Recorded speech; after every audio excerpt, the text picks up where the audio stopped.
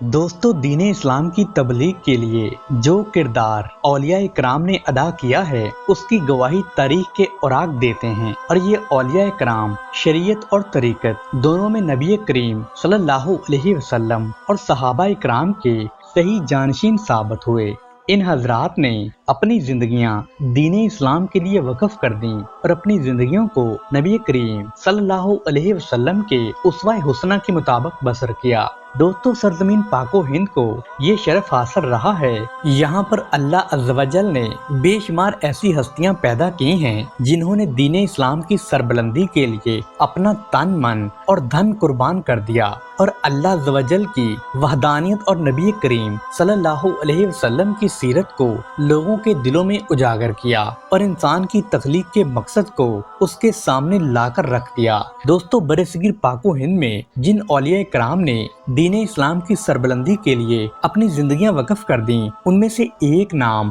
حضرت شاہ عبد اللطیف المعروف حضرت امام بری سرکار رحمت اللہ علیہ کا ہے، جن کے روحانی فیوز و برکات سے برصغیر پاک و ہند کے بہت سارے لوگوں نے فائدہ اٹھایا ہے۔ دوستو حضرت امام بری سرکار کا شمار پنجاب کے قدیم بزرگوں میں ہوتا ہے، جنہوں نے پوٹھو ہار کے کفر و شرک میں ڈوبے ہوئے لوگوں کو اللہ عز و جل کی وحدانیت کا پیغام دیا اور نبی کریم صلی اللہ علیہ وسلم کے اسوہ حسنہ پر چلنے کی تعلیم دی اور دین اسلام کا پرچم اس پورے خطے میں لہرا دیا۔ دوستو حضرت امام بری کی شبانہ روز محنت سے لاکھوں لوگ گمراہی کے اندھیرے سے نکلے اور دنیا کے کونے کونے میں اللہ سبحانہ و تعالیٰ کی وحدانیت کا پیغام لے کر ابھرے۔ دوستو حضرت امام بری نے علم و عرفان کی جو شمع سینکڑوں سال پہلے بلند کی تھی وہ آج بھی روشن ہے، اور ہزاروں راہ حق کے متلاشی لوگ اس شمع کی روشنی سے منور ہو رہے ہیں اور اس جود و فیض کے چشمے سے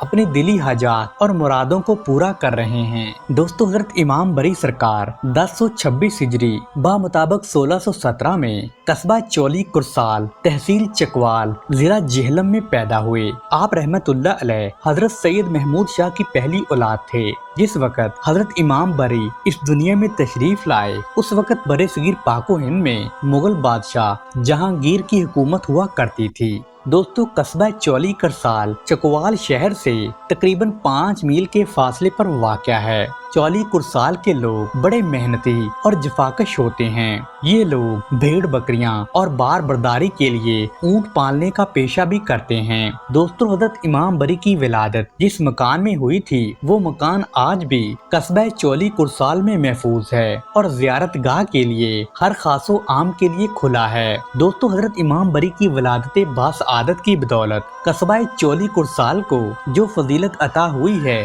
وہاں کے لوگ اس پر آج بھی فخر محسوس کرتے ہیں۔ دوستو حضرت امام بری نے اپنی ابتدائی تعلیم و تربیت اپنے والد محترم سے حاصل کی۔ دوستو حضرت سید محمود شاہ نے اپنے بیٹے کی تعلیم و تربیت میں کوئی کسر نہیں چھوڑی تھی، اور یہی وجہ تھی کہ حضرت امام بری سرکار نے چھوٹی عمر میں ہی قرآن مجید کی تعلیم حاصل کر لی تھی۔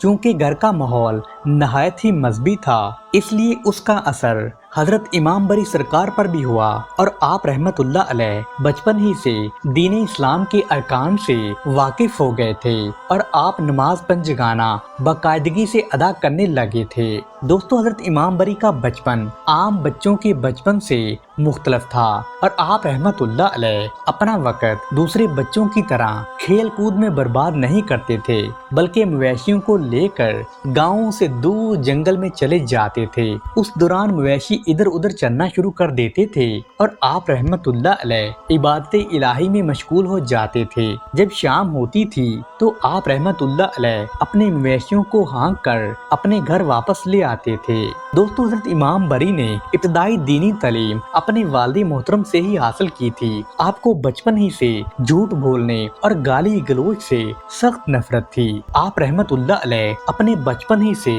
ہر قسم کی گندی باتوں سے دور رہتے تھے۔ یہ آپ رحمت اللہ علیہ کے والد محترم حضرت سید محمود شاہ کی تربیت کا ہی اثر تھا کہ آپ رحمت اللہ علیہ کی طبیعت کبھی بھی برائی کی طرف مائل ہی نہیں ہوتی تھی، اور آپ ہمیشہ نیکی کے کاموں میں پہل کیا کرتے تھے، اور اس کا نمایاں اثر بعد میں آگے چل کر آپ رحمت اللہ علیہ کی زندگی میں ہوا، اور آپ رحمت اللہ علیہ کے فیضان سے پوری دنیا نے فائدہ حاصل کیا۔ دوستو حضرت امام بری کی عمر مبارک ابھی صرف 10 سال ہی تھی کہ آپ رحمت اللہ علیہ کے والد محترم چولی کرسال سے ترک سکونت کر کے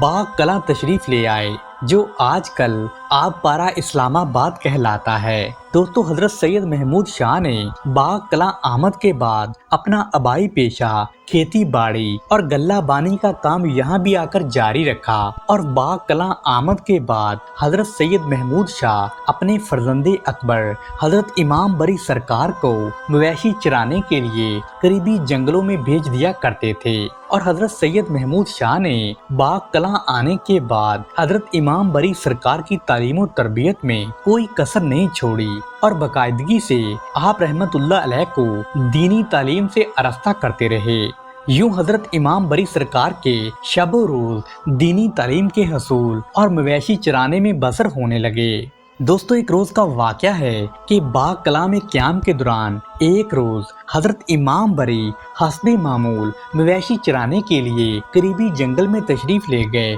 تو آپ رحمت اللہ علیہ نے مویشیوں کو چرنے کے لیے کھلا چھوڑ دیا اور خود گوشہ تنہائی میں عبادت الہی میں مشغول ہو گئے۔ دوستو اس دوران مویشی چرتے چرتے قریبی کھیت میں گھس گئے اور وہاں کی ساری فصل تباہ و برباد کر دی۔ کھیت کے مالک نے جب یہ ساری صورتحال دیکھی تو اسے بہت غصہ آیا، چونکہ سارا علاقہ حضرت سید محمود شاہ اور ان کے خاندان کی عزت کرتا تھا، اس لیے اس نے حضرت امام بری سرکار کو تو کچھ نہیں کہا، مگر غصے کے عالم میں آپ کے والد محترم کے پاس جا کر سارا ماجرا بیان کر دیا۔ تو آپ کے والد محترم اس کھیت کے مالک کے ہمراہ اس جگہ پہنچے جہاں حضرت امام بری سرکار عبادت الہی میں مشغول تھے۔ تو آپ رحمت اللہ علیہ نے جب حضرت امام بری کو مخاطب کیا تو وہ چونک گئے اور آپ کی جانب متوجہ ہوئے اور کہنے لگے کہ ابا جان، میں جنت الفردوس کی سیر کر رہا تھا اور آپ نے مجھے واپس بلوا لیا۔ تو آپ کے والد نے فرمایا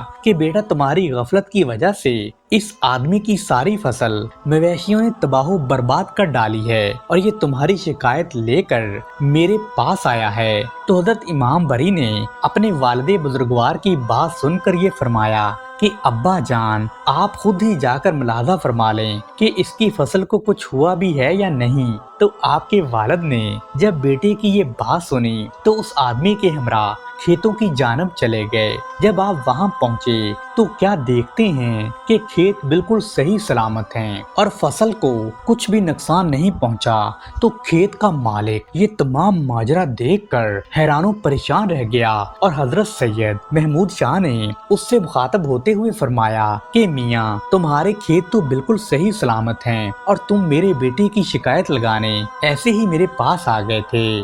دوستو جب حضرت امام بری اپنے والد کے زیر سایہ ابتدائی تعلیم و تربیت سے فارغ ہوئے تو آپ رحمت اللہ علیہ کے والد محترم نے آپ کو مزید دینی تعلیم کے لیے غورغشی ضلع اٹک بھیج دیا، جو اس وقت اسلامی علوم و فنون کا ایک بہترین مرکز سمجھا جاتا تھا، اور دنیا بھر سے مسلمان حصول تعلیم کے لیے وہاں آیا کرتے تھے۔ دوستو حضرت امام بری کا داخلہ آپ کے والد نے غورغشی کے سب سے مشہور مدرسے میں کرایا تھا، جہاں رہ کر حضرت امام بری نے قرآن مجید کی تفسیر، فقہ حدیث، منطق، ریاضی، علم و ادب، علم معانی، علم طب اور دیگر اسلامی علوم میں کمال حاصل کیا تھا۔ دوستو حضرت امام بری نے غورغشی کی اس درسگاہ سے حصول علم کی تمام منازل بخوبی طے کی اور اپنے اساتذہ کرام کی روحانی صحبتوں سے بھی فیض یاب ہوئے۔ غورغشی کے مدرسے سے تعلیم حاصل کرنے کے بعد حضرت امام بری سرکار کے دل میں مزید علم اور کسب روحانی کا شوق پیدا ہو گیا، تو آپ رحمت اللہ علیہ اپنے والد محترم کی اجازت لے کر کشمیر، بدخشاں، مشہد، مقدس، نجف الشرف، کربلا معلیٰ، بغداد شریف، بخارا، مصر اور دمشق کے طویل سفر پر روانہ ہو گئے۔ آپ رحمت اللہ علیہ نے اپنی اس سیاحت کے دوران بے شمار علماء سے فیض حاصل کیا اور بے شمار اولیاء اللہ کی روح پرور محافل سے فیضیاب ہوتے تھے۔ دوستو اس دوران آپ رحمت اللہ علیہ نے بے شمار اولیاء اللہ کے مزارات پر حاضری دی اور ان سے روحانی فیوز و برکات بھی حاصل کیے۔ مختلف ممالک کی سیر کرتے کرتے حضرت امام بری سرکار سرکار حجاز مقدس تشریف لے گئے اور مکہ معظمہ پہنچ کر حج بیت اللہ کی سعادت حاصل کی۔ حج بیت اللہ کی سعادت کے بعد حضرت امام بری سرکار مدینہ منورہ میں حضور نبی کریم صلی اللہ علیہ وسلم کی روضہ مبارک پر حاضر ہوئے اور درود و اسلام کے نذرانے پیش کیے۔ مدینہ منورہ میں آپ نے کچھ عرصہ قیام کیا تو اس کے بعد آپ رحمت اللہ علیہ اپنے وطن واپس لوٹ آئے۔ دوستو، جس وقت حضرت امام بری واپس باغ کلاں پہنچے تو اس وقت آپ کی عمر مبارک 25 سال ہو چکی تھی اور آپ رحمت اللہ علیہ اس مختصر سی عمر میں دنیا کا ایک لمبا سفر کر کے واپس لوٹے تھے۔ آپ رحمت اللہ علیہ نے اپنی اس علمی سفر میں ہر مکتبہ فکر کے لوگوں کی زندگیوں کا مطالعہ کیا اور اس سفر سے آپ کی روحانی استعداد میں بہت اضافہ ہو گیا اور آپ اپنی زندگی میں ایک مرشد کامل کی کمی کو بڑی شدت سے محسوس کرنے لگے تھے۔ دوستو، جب حضرت امام بری سرکار سیر و سیاحت کے بعد باغ کلاں واپس آئے تو آپ کے دل میں مرشد کامل کی طرف بہت بڑھ گئی تھی۔ آپ نے مختلف بزرگان دین کی خدمت میں حاضری دی اور کسب فیض حاصل کیا۔ اس دوران آپ رحمت اللہ علیہ حجرہ شاہ مقیم میں حضرت سید جمال اللہ حیات پیر قادری رحمت اللہ علیہ کی خدمت میں حاضر ہوئے، جو حضور غوث اعظم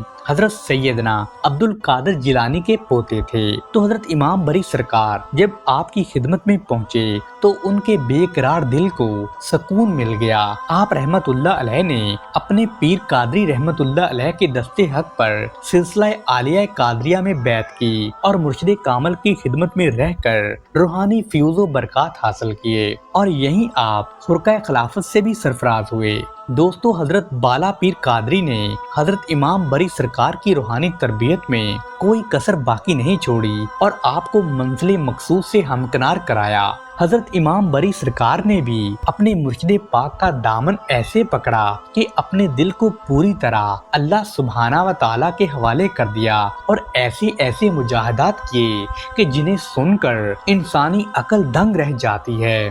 دوستو، جب حضرت امام بری سرکار اپنے پیر و مرشد سے اجازت لے کر اپنے گھر باغ کلاں تشریف لائے تو والدین کے اصرار پر آپ رحمت اللہ علیہ کی شادی ضلع ہزارہ کے ایک گاؤں راہی سعیداں کے معزز سادات گھرانے کے سربراہ حضرت سید نور محمد کی صاحبزادی حضرت سیدہ دامن خاتون سے کرا دی گئی۔ تو آپ رحمت اللہ علیہ نے سنت نبوی کی پیروی میں شادی کے لیے رضامندی کا اظہار کر ڈالا۔ تو شادی کے کچھ عرصے کے بعد آپ اپنی زوجہ محترمہ کے ہمراہ موزہ کنگڑ تشریف لے گئے، جہاں آپ رحمت اللہ علیہ نے تقریباً 8 سال قیام کیا۔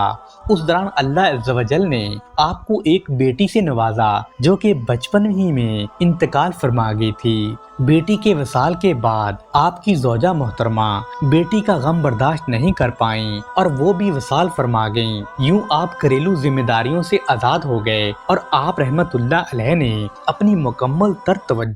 عبادت و ریاضت الہی کی جانب مرکوز کر دی اور آپ اپنا زیادہ تر وقت اللہ سبحانہ و تعالیٰ کی بارگاہ میں بسر کرنے لگے۔ دوستو، حضرت امام بری سرکار اپنی زوجہ اور بیٹے کی وفات کے کچھ عرصے کے بعد موزہ کنگڑ میں قیام پذیر رہے اور بعد ازاں آپ رحمت اللہ علیہ موزہ للہ بھوتو میں تشریف لے گئے اور اس گاؤں کے قریب واقع نیلا ندی کے کنارے آپ عبادت الہی میں مشغول ہو گئے۔ تو حضرت امام بری سرکار نے تقریباً 12 برس تک نیلا ندی کے پانی میں کھڑے ہو کر چلہ کشی کی۔ دوستو، اس دوران مسلسل چلہ کشی کی وجہ سے آپ رحمت اللہ علیہ انتہائی لاغر اور کمزور ہو گئے تھے۔ کتب سیر میں منقول ہے کہ 12 برس کے بعد حضرت امام بری سرکار کے مرشد پاک حضرت بالا پیر قادری، جو ان دنوں حسن ابدال میں مقیم تھے، وہ نیلا ندی تشریف لائے اور آپ رحمت اللہ علیہ کو نیلا ندی کے پانی سے باہر نکالا۔ اس دوران مسلسل چلہ کشی کی وجہ سے حضرت امام بری سرکار چلنے پھرنے سے بھی عاجز ہو چکے تھے۔ حضرت بالا پیر کے حکم سے حضرت امام بری کے ایک مرید نے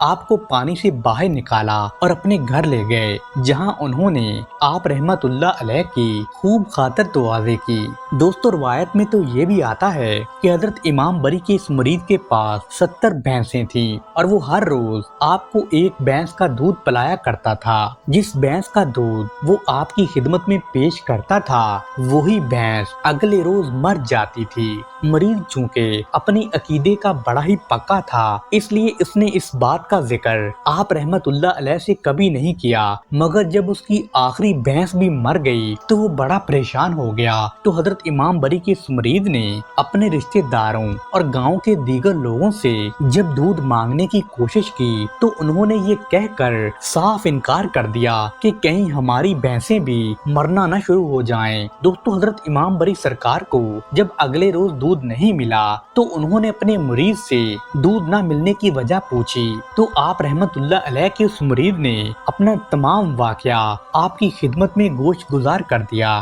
کہ کس طرح اس کی تمام بھینسیں ایک ایک کر کے مر گئی ہیں اور اب صرف ایک بھینسا ہی باقی بچا ہے۔ تو حضرت امام بری سرکار نے مسکراتے ہوئے فرمایا کہ جاؤ وہ بھینس ہے اس کا دودھ لے کر آؤ۔ اس مرید نے جب جا کر بھینسوں کے باڑے میں دیکھا تو واقعی وہ بھینس تھی، تو اس نے دودھ دوہا اور مرشد پاک کی خدمت میں پیش کر ڈالا۔ دوستو اگلے روز وہ بھینسا بھی دیگر بھینسوں کی طرح ہی مر گیا۔ تو حضرت امام بری سرکار کا وہ مرید پریشانی کی حالت میں آپ کی خدمت میں آیا اور عرض کرنے لگا کہ حضور وہ آخری بھینسا بھی اب تو مر چکا ہے۔ تو حضرت امام بری نے مسکراتے ہوئے فرمایا کہ تم نیلا ندی کے کنارے چلے جاؤ اور اپنی بھینسوں کو نام لے کر پکارتے جاؤ، مگر خبردار پلٹ کر پیچھے مت دیکھنا۔ چنانچہ آپ کا مرید آپ کے حکم کے مطابق نیلا ندی کے کنارے جا کر اپنی بھینسوں کو زور زور سے نام لے کر پکارنے لگا اور ہر آواز پر اس کی ایک بھینس ندی سے باہر نکل کر آ جاتی تھی جو کہ بالکل زندہ اور صحیح سلامت تھی۔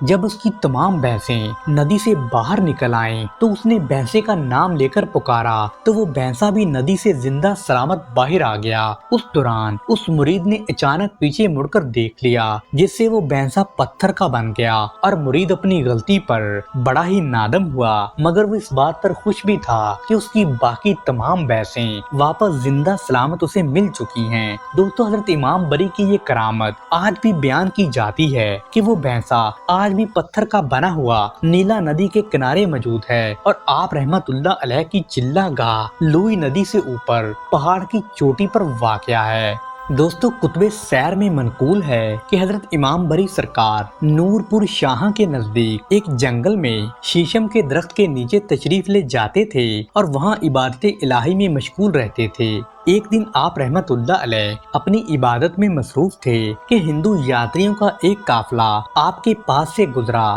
تو آپ رحمت اللہ علیہ نے ان ہندو یاتریوں سے پوچھا کہ تم لوگ اتنا ساز و سامان لے کر کہاں جا رہے ہو؟ تو ان ہندو یاتریوں نے جواب دیا کہ ہم یہ سارا ساز و سامان لے کر پریاگ کرنے جا رہے ہیں۔ تو آپ نے پوچھا کہ وہاں جا کر کیا کرو گے؟ تو ان ہندو یاتریوں نے جواب دیا کہ ہم گنگا اور جمنا کے سنگم پر اشنان کر کے اپنے گناہوں کو دھوئیں گے۔ تو آپ نے فرمایا کہ گناہ نہانے سے صاف نہیں ہوتے بلکہ نیکی کے کام کرنے اور عبادت الہی میں خلوص پیدا کرنے سے صاف ہوتے ہیں۔ ہندو یاتریوں نے حضرت امام بری سرکار کی بات سن کر آپ کا مذاق اڑانا شروع کر دیا اور کہنے لگے کہ اگر مخفی عبادت سے انسان رب کے قریب ہو سکتا ہے تو آپ تو کئی برسوں سے اس پرانے شیشم کے نیچے کھڑے ہو کر اپنے خدا کی عبادت کر رہے ہیں۔ اللہ نے اب تک اس پرانے شیشم کو ہرا بھرا کیوں نہیں کر دیا؟ اگر آپ کا رب سچا ہے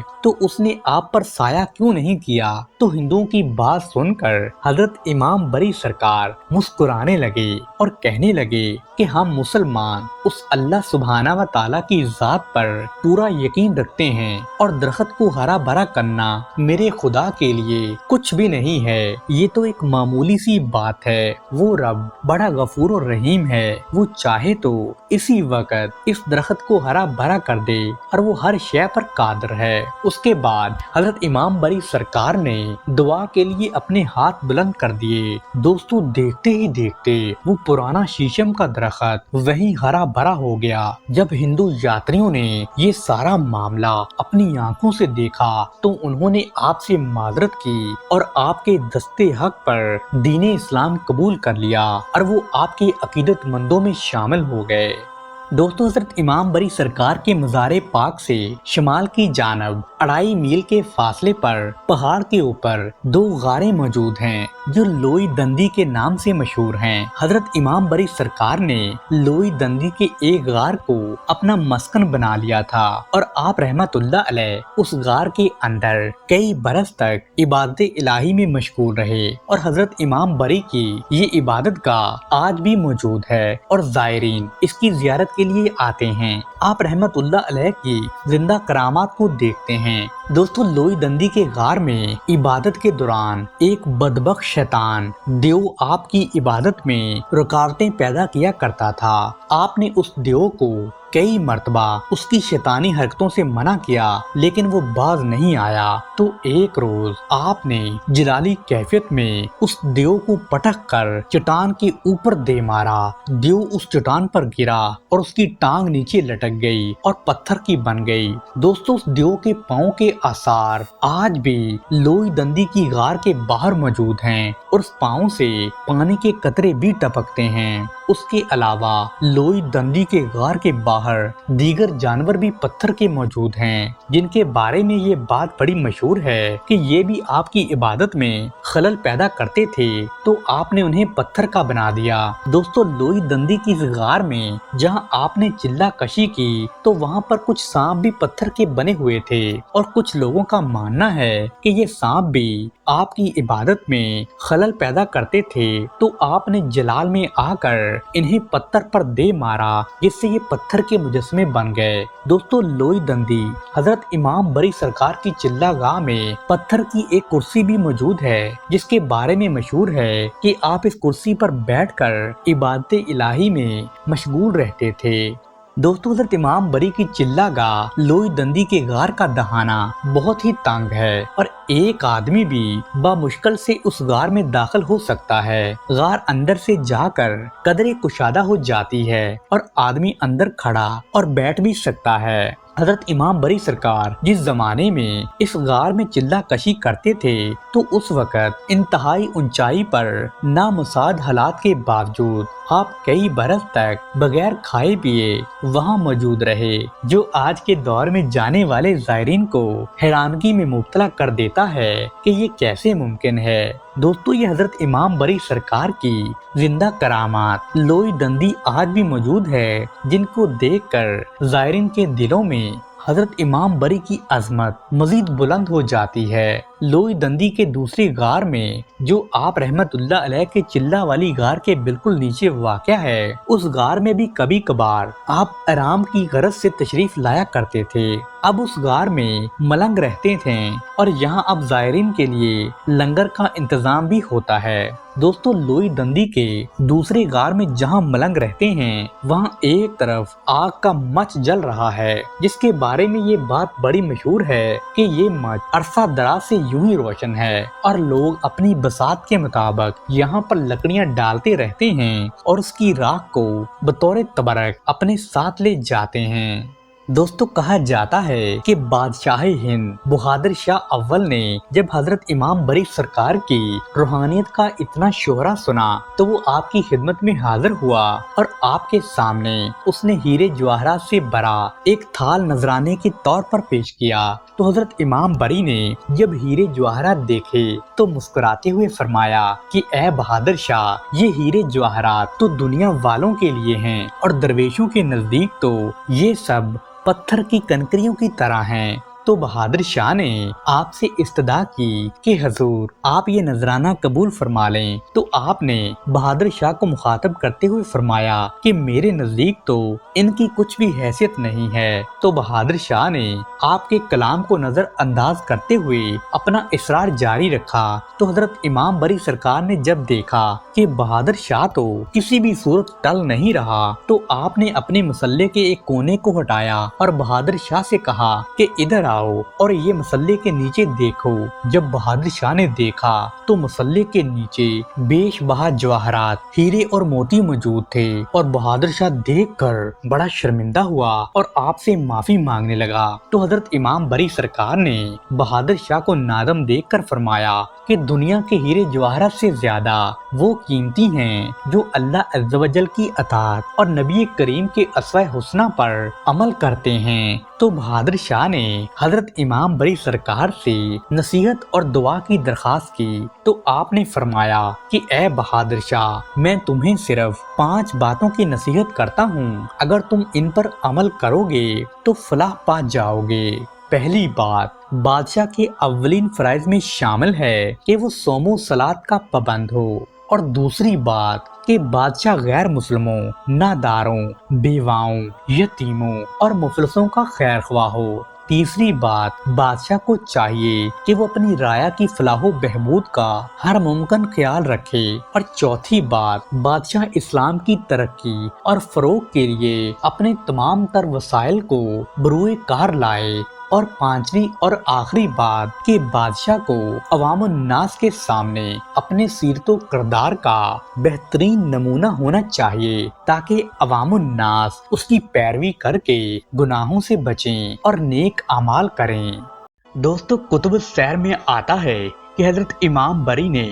باغ کلاں میں اپنی زمین ایک کسان کو کاشت کے لیے دے رکھی تھی۔ ایک مرتبہ اس کسان نے اس زمین پر ماش کی فصل کاشت کی۔ دوستو، ان دنوں بارشیں بروقت ہوئیں اور ماش کی فصل بہت اچھی طرح پک کر تیار ہو گئی۔ اس کسان نے جب اتنی اچھی فصل دیکھی تو اس کی نیت میں فطور پیدا ہو گیا۔ اس کسان نے تمام فصل صاف کر کے اپنے گھر لے گیا اور حضرت امام بری کی خدمت میں حاضر ہو کر یہ کہنے لگا، اس مرتبہ ماش کی فصل بالکل بھی نہیں ہوئی، اس لیے میرے پاس آپ کو دینے کے لیے کچھ بھی نہیں ہے۔ تو حضرت امام بری نے جب اس کسان کی بات سنی تو آپ رحمت اللہ علیہ پہلے تو خاموش ہو گئے اور اس سے کسی بھی قسم کا کوئی مطالبہ نہیں کیا۔ اس واقعے کے کچھ دنوں کے بعد حضرت امام بری اس کسان کے گھر کھانے کے لیے تشریف لے گئے، تو کسان نے جب آپ کو دیکھا تو وہ بڑی خوشی کا اظہار کرنے لگا۔ آپ نے اس کسان سے کھانے کی فرمائش کی۔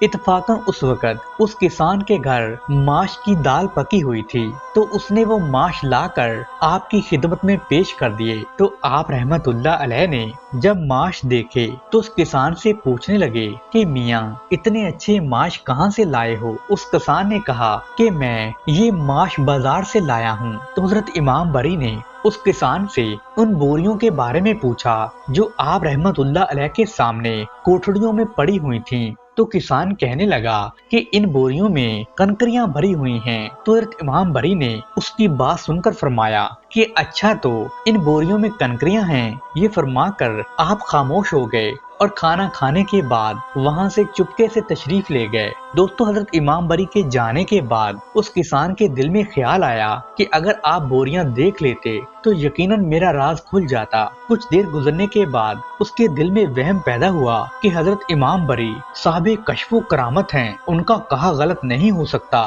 مجھے دیکھنا چاہیے کہیں واقعی میرے ماش کنکر تو نہیں بن گئے۔ چنانچہ اس نے گھبرا کر اپنی ساری بوریاں کھولنا شروع کر دیں۔ دوستو، جو وہ کسان بوریاں کھولتا گیا اس کے سامنے کنکریوں کا ڈھیر لگتا گیا۔ وہ کسان یہ دیکھ کر بڑا پریشان ہو گیا اور بھاگا آپ رحمت اللہ علیہ کی خدمت میں حاضر ہوا اور آپ سے معافی مانگنے لگا۔ آپ رحمت اللہ علیہ نے اس کسان کو معاف کر دیا اور اسے نصیحت کی کہ میاں، آئندہ جھوٹ مت بولنا، اللہ والوں سے جھوٹ بولنے کا یہی انجام ہوتا ہے۔ دوستو، حضرت امام بری کے فرمان سے جو ماش کنکریوں میں تبدیل ہوئے تھے وہ آج بھی باغ کلاں میں حضرت امام بری کے والد بزرگوار حضرت سید محمود شاہ کے مزار پاک کے قریب موجود ہیں اور حضرت امام بری کی کرامت کا منہ بولتا ثبوت ہیں۔ دوستو، جن دنوں حضرت امام بری دھیر کوٹ میں تبلیغ اسلام کے لیے موجود تھے، ان دنوں اہل علاقہ کو پانی کی شدید قلت کا سامنا تھا۔ اور لوگ دور دراز کنووں اور چشموں سے اپنی ضرورت کے مطابق پانی لے کر آتے تھے، لیکن پانی دستیاب نہ ہونے کی وجہ سے لوگوں کو گھریلو ضروریات کے لیے اتنی دور سے پانی لانے میں بڑی مشکل پیش آتی تھی۔ تو ایک دن حضرت امام بری رحمت اللہ علیہ اپنے ایک عقیدت مند جس کا نام شیر محمد تھا، وہ آپ کی خدمت میں حاضر ہوا اور درخواست کرنے لگا کہ حضور میرے گھر تشریف لا کر مجھے خدمت کا موقع عطا فرمائیں۔ تو آپ نے شیر محمد کی دعوت کو قبول فرما لیا اور آپ اس کے ساتھ اس کے گھر تشریف لے گئے۔ دوستو ابھی آپ کو شیر محمد کے گھر بیٹھے ہوئے تھوڑی ہی دیر گزری تھی کہ نماز کا وقت ہو گیا اور آپ نے شیر محمد سے وضو کے لیے پانی طلب کیا۔ تو اتفاقاً اس وقت شیر محمد کے گھر بھی پانی ختم ہو چکا تھا۔ تو شیر محمد نے ایک برتن پکڑا اور پانی کی تلاش میں پورے گاؤں کے چکر لگانے لگا۔ جب کافی دیر گزرنے کے بعد شیر محمد کو پانی مل گیا تو وہ برتن لے کر آپ کی خدمت میں حاضر ہوا۔ آپ نے اس سے پانی میں اتنی تاخیر کی وجہ پوچھی تو اس نے آپ رحمت اللہ علیہ کی خدمت میں سارا ماجرا بیان کر دیا کہ کس طرح گاؤں کے لوگوں کو پانی کی بڑی تنگی ہے اور گاؤں کے لوگ کافی دور سے جا کر اپنی ضروریات زندگی کے لیے پانی لے کر آتے ہیں۔ دوستو حضرت امام بری رحمت اللہ علیہ نے جب اپنے مرید کی یہ بات سنی تو آپ رحمت اللہ علیہ جس جگہ تشریف فرما تھے وہیں اپنا عصا آپ نے زمین کے اندر مارا۔ آپ کا عصا گاڑنا تھا کہ وہاں سے پانی کا چشمہ جاری ہو گیا اور اس کا پانی تیزی سے آبادی کی جانب بڑھنا شروع ہو گیا۔ آپ نے اس چشمے کے منہ پر ایک پتھر اٹھا کر رکھ دیا جس سے پانی کی تیزی میں کمی واقع ہو گئی اور اس کے بہنے میں ایک اعتدال پیدا ہو گیا۔ پانی کا چشمہ جیسے ہی لوگوں نے دیکھا تو وہ پانی لینے کے لیے جمع ہو گئے۔ دوستو کہا جاتا ہے کہ حضرت امام بری کی یہ کرامت آج بھی موجود ہے اور دیر کوٹ میں جس مقام پر آپ نے اپنا عصا مارا تھا وہاں سے پانی کا چشمہ آج بھی بہتا ہے۔ دوستو ایک روایت میں آتا ہے کہ چکوال کے ایک قصبہ دلہا سے چند کلومیٹر کے فاصلے پر منگوال گاؤں کے نزدیک ایک بستی میں پانی دستیاب نہیں تھا اور لوگ پانی کے حصول کے لیے بہت دور دراز تک سفر کر رہے تھے۔ ایک دن اس بستی کے چند معزز لوگوں نے حضرت امام بری کی خدمت میں حاضر ہو کر آپ سے اس بات کی تکلیف کا اظہار کیا اور کہنے لگے کہ حضور آپ ولی کامل ہیں اور اللہ کے برگزیدہ بندے ہیں۔ آپ رحمت اللہ علیہ ہمارے حق میں ضرور دعا فرمائیں کہ اللہ سبحانہ و تعالی ہماری بستی پر رحم فرمائے اور ہمیں پانی جیسی نعمت عطا فرمائے۔ تو دوستو حضرت امام بری نے اللہ پاک کے حضور اس بستی کے لوگوں کی تکلیف کو دور کرنے کے لیے اپنے ہاتھ اٹھا دیے اور اللہ عز و جل نے آپ کی دعا کو شرف قبولیت بخشی، جس سے اس گاؤں کے نزدیک ایک خوش اور بے آب و گیا ٹیلے سے پانی کا چشمہ جاری ہو گیا۔ سبحان اللہ۔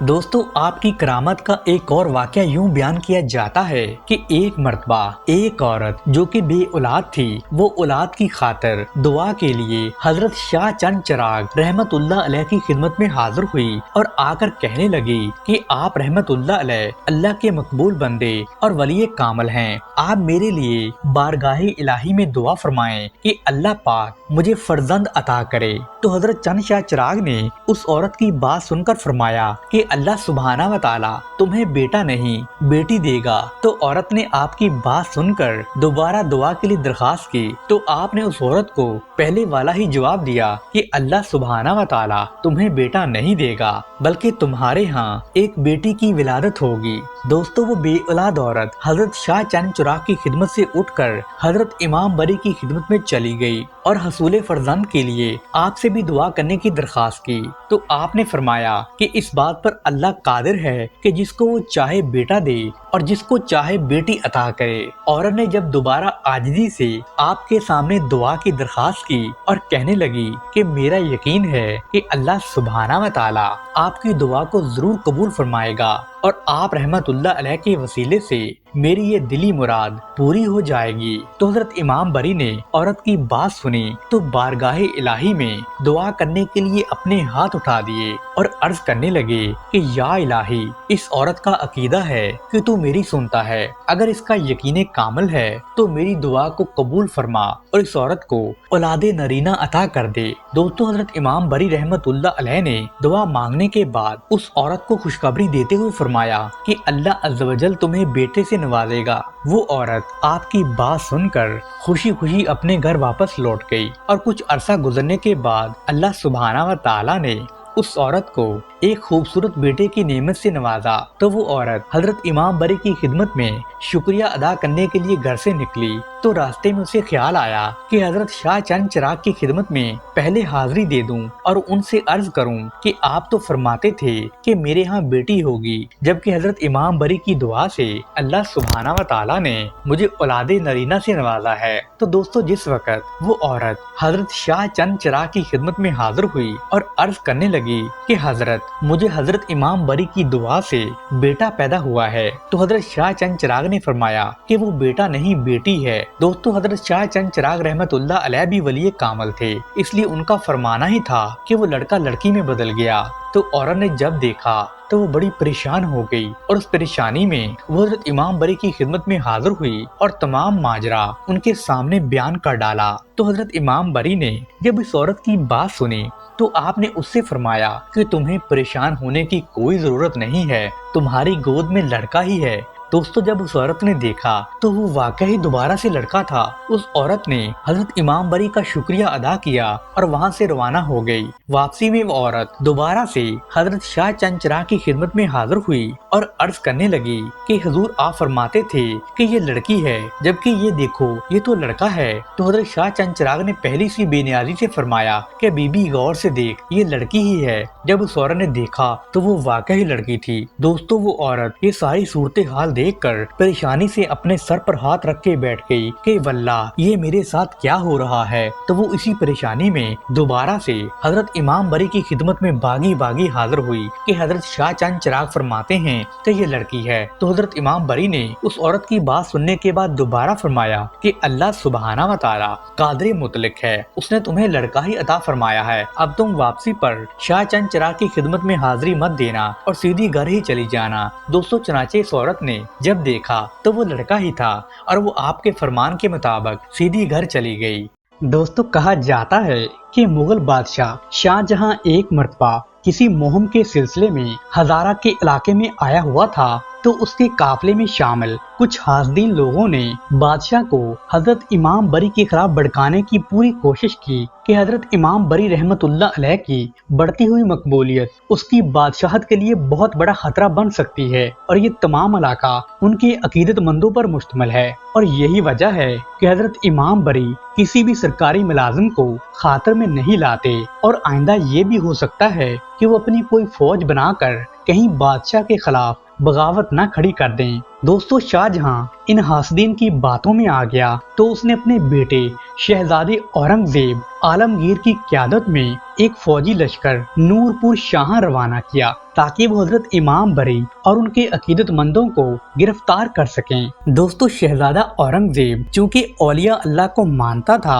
اور ان کی بہت زیادہ عزت کیا کرتا تھا، اس لیے اس نے نور پور پہنچنے کے بعد کسی بھی قسم کی کوئی کارروائی نہیں کی اور آپ رحمت اللہ علیہ کی خدمت میں حاضر ہوا۔ دوستو، جس وقت شہزادہ اورنگزیب آپ کی خدمت میں حاضر ہوا تو آپ رحمت اللہ علیہ درس قرآن پاک میں مصروف تھے، تو آپ رحمت اللہ علیہ نے اورنگزیب کی آمد کی پرواہ کیے بغیر اپنا درس جاری رکھا۔ تو شہزادہ اورنگزیب سمجھ گیا کہ یہ واقعی سچے درویش ہیں جو کسی شہزادے اور اس کی فوج کو دیکھ کر ذرا بھی مروب نہیں ہوئے۔ تو حضرت امام بری کو بذریعہ کشف شہزادہ اورنگزیب عالمگیر کی دلی کیفیت کا پتہ چل گیا، تو آپ رحمت اللہ علیہ نے شہزادہ اورنگزیب کو دیکھتے ہوئے فرمایا کہ بے شک اللہ کے ولیوں کو نہ کوئی خوف ہے اور نہ کوئی غم۔ دوستو، جب حضرت امام بری نے اس آیت کی تلاوت کی تو وہ دوبارہ سے درس و تدریس میں مصروف ہو گئے، تو شہزادہ اورنگزیب چند لمحے تو خاموش رہا، تو پھر اس نے یہ تلاوت فرمائی کہ اطاعت کرو اللہ اور اس کے رسول کی اور حاکم وقت کی۔ حضرت امام بری نے شہزادہ اورنگزیب عالمگیر کی بات سن کر فرمایا کہ میں اللہ تعالیٰ اور اس کے رسول کی اطاعت میں ایسا گم ہوں کہ مجھے امیر کی کچھ پرواہ ہی نہیں رہی۔ یہ فرما کر آپ دوبارہ سے درس قرآن میں مشغول ہو گئے اور درس دیتے ہوئے فرمایا کہ تمام تعریفیں اللہ سبحانہ و تعالیٰ کے لیے ہیں جو لائق حمد و ثنا ہے اور ہر چیز پر قادر ہے، اور اس کا نور چاروں سمت پھیلا ہوا ہے، اور اس کا کوئی بھی شریک اور مقابل نہیں ہے، اور وہ ہر برائی اور عیب سے پاک ہے۔ دوستو، شہزادے اورنگزیب نے جب آپ رحمت اللہ علیہ کا یہ کلام سنا تو وہ سن کر بہت متاثر ہوا اور اپنی گستاخی پر آپ سے معافی مانگنے لگا، تو آپ رحمت اللہ علیہ نے اسے معاف کرتے ہوئے اس کے حق میں دعائے خیر فرمائی۔ تو شہزادہ اورنگزیب نے حضرت امام بری سے نصیحت کی درخواست کی، تو آپ نے احادیث مبارکہ کی روشنی میں حضور نبی کریم صلی اللہ علیہ وسلم کے کچھ ارشادات بیان کیے کہ پروردگار عالم کو دعا سے زیادہ کوئی چیز پسند نہیں ہے، اور جو بھی آدمی اللہ سبحانہ و تعالیٰ سے دعا نہیں مانگتا تو اللہ اس سے ناراض رہتے ہیں۔ دعا مومن کا ہتھیار ہے اور دعا قبولیت کا یقین رکھ کر ضرور مانگنی چاہیے۔ تو شہزادے اورنگزیب نے حضرت امام بری سے دعا کے قبول نہ ہونے کی وجہ دریافت کی، تو آپ نے فرمایا کہ دعا کی قبولیت کے لیے حلال رزق بہت ضروری ہے، اور نبی کریم صلی اللہ علیہ وسلم کی ایک حدیث مبارکہ ہے کہ ایک مرتبہ ایک صحابی رسول نے حضور صلی اللہ علیہ وسلم سے پوچھا کہ یا رسول اللہ، میرے لیے دعا فرمائیں کہ میری دعا قبول نہیں ہوتی، تو آپ صلی اللہ علیہ وسلم نے ارشاد فرمایا کہ حلال کھانا کھاؤ، تمہاری دعائیں قبول ہوں گی۔ قسم ہے اس ذات پاک کی جس کے قبضہ میں محمد صلی اللہ علیہ وسلم کی جان ہے، جب کوئی شخص اپنے پیٹ میں حرام لقمہ ڈالتا ہے تو اس حرام لقمے کی وجہ سے اس کی 40 دن تک کوئی عبادت قبول نہیں ہوتی، اور جو شخص حرام لقمہ اپنے منہ میں ڈالتا ہے تو جہنم کی آگ اس کے اتنے ہی زیادہ قریب ہو جاتی ہے۔ دوستو، شہزادے اورنگزیب نے حضرت امام بری سے استغفار کے بارے میں پوچھا، تو آپ نے فرمایا کہ دعا کی قبولیت کی ایک شرط یہ بھی ہے کہ انسان ہمہ وقت اپنے گناہوں کا اعتراف کرتا رہے اور اللہ عز و جل سے اپنی غلطیوں اور کوتاہیوں پر معافی بھی مانگتا رہے، اور آئندہ کے لیے گناہوں سے بچنے کی کوشش کرتا رہے۔ اس طرح انسان کی دعا بھی قبول ہوگی، اور اگر وہ اپنی بری حرکات پر قائم رہے گا اور دعا کرتا رہے گا تو اس کی دعا قبول نہیں ہوگی، اور دعا مانگ کر وہ اپنے وقت کو ہی ضائع کرے گا۔ تو حضرت امام بری نے شہزادہ اورنگزیب کو خوشخبری دی کہ ان قریب تم ہندوستان کے بادشاہ بنو گے، مگر یاد رکھنا جب تک تم رزق حلال نہیں کماؤ گے اور اپنی اولاد کو اچھی روزی نہیں کھلاؤ گے تو تمہاری دعا ہرگز قبول نہیں ہوگی۔ دوستو، یہی وجہ ہے کہ جب شہزادہ اورنگزیب ہندوستان کے تخت پر جلوہ افروز ہوا تو اس نے حضرت امام بری رحمت اللہ علیہ کی اس نصیحت کو اپنے پلے سے باندھ لیا اور ساری زندگی قرآن پاک کی کتابت کر کے حلال کما کر کھاتا رہا۔ دوستو، حضرت امام بری نے شہزادہ اورنگزیب عالمگیر کو اس بات کی بھی تلقین فرمائی تھی کہ رعایا کے ساتھ اچھا برتاؤ کرنا اور اس کے ساتھ محبت اور شفقت سے پیش آنا، کیونکہ حاکم کی جانب سے رعایا کے ساتھ اچھا سلوک اس کے لیے باعث تقویت ہوتا ہے، اور ایسے حکمران کی حکومت کو ہمیشہ دوام حاصل ہوتا ہے، اور وہ حکمران عوام الناس میں ہمیشہ مقبول رہتا ہے۔ دوستو، حضرت امام بری نے شہزادہ اورنگزیب کو شان مصطفیٰ صلی اللہ علیہ وسلم کے متعلق وعظ و تلقین فرمائی، جس سے شہزادے اورنگزیب پر وجدانی کیفیت طاری ہو گئی۔ حضرت امام بری نے شہزادے اورنگزیب کو ایک اور بھی نصیحت کرتے ہوئے فرمایا کہ دین کی ترقی اور ترویج کے لیے ہمیشہ کام کرتے رہنا اور انصاف کا دامن کبھی ہاتھ سے جانے نہ دینا۔ بعد ازاں شہزادے اورنگزیب نے حضرت امام بری سے رخصتی کی اجازت چاہی، اور حضرت امام بری نے اپنی دعاؤں کے ساتھ شہزادے کو رخصت کیا۔ دوستو، کتب السیر میں شہزادے اورنگزیب کی بابت ایک اور روایت بھی آتی ہے کہ شہزادہ اورنگزیب اپنے خادمین کے ہمراہ جواہرات اور ایک قیمتی عصا اور بیش قیمت تسبیح بطور نذرانہ لے کر حضور بری امام کی خدمت میں پیش ہوا، اور جب شہزادے نے آپ کی خدمت میں نذرانہ پیش کیا تو حضرت امام بری نے فرمایا کہ تمہاری سلطنت میں اس وقت کئی یتیم، بیوہ، مساکین اور مستحقین لوگ موجود ہیں، یہ ہیرے جواہرات تم جا کر ان کو دے دو، اور میرا وقت اللہ سبحانہ و تعالیٰ کے فضل و کرم سے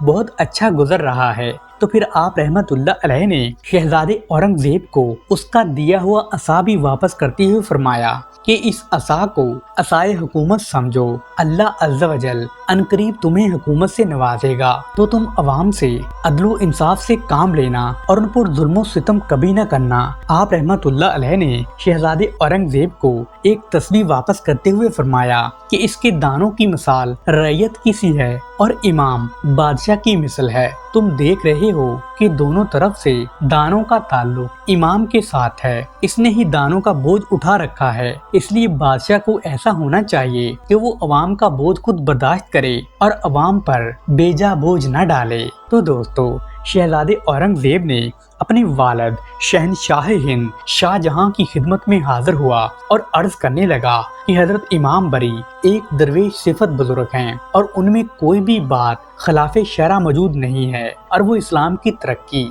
और तरावीज के लिए दरसो तदरीस करते हैं और उनका ज्यादातर वक़्त इबादत और रियाजत में ही गुजरता है। उन्हें ज़ाहरी तख्तो ताज की कोई जरूरत नहीं है और ना ही सियासत में उनकी कोई दिलचस्पी है। वो तो तारके दुनिया हैं और अल्लाह अज़्ज़ा वजल की मोहब्बत में ऐसे गरक हैं कि उन्हें ज़ाहरी दुनिया से किसी भी किस्म की कोई दिलचस्पी नहीं है और हुजूर नबी करीम सल्लल्लाहु अलैहि वसल्लम की मोहब्बत तो उनके दिल में ऐसे बसी हुई है कि उनकी जिंदगी नबी करीम के फरमुदात की रोशनी में ही बसर होती है। हजरत इमाम बरी अल्लाह अज़्ज़ा वजल के बरगज़ीदा और मकबूल बंदे हैं और उनके फ्यूज़ो बरकात से एक आलम सरफराज हो रहा है और उनकी अकीदतमंदों की तादाद में रोज बरोज इजाफा हो रहा है और लोग उनका दरस सुनने के लिए दूर दूर से तशरीफ लाते हैं। दोस्तों, जब शहनशाह हिंद ने शहजादे औरंगजेब से हजरत इमाम बरी के बारे में ये बातें सुनी तो वो मुतमईन हो गया कि अब उसकी हुकूमत को किसी भी किस्म का कोई खतरा नहीं है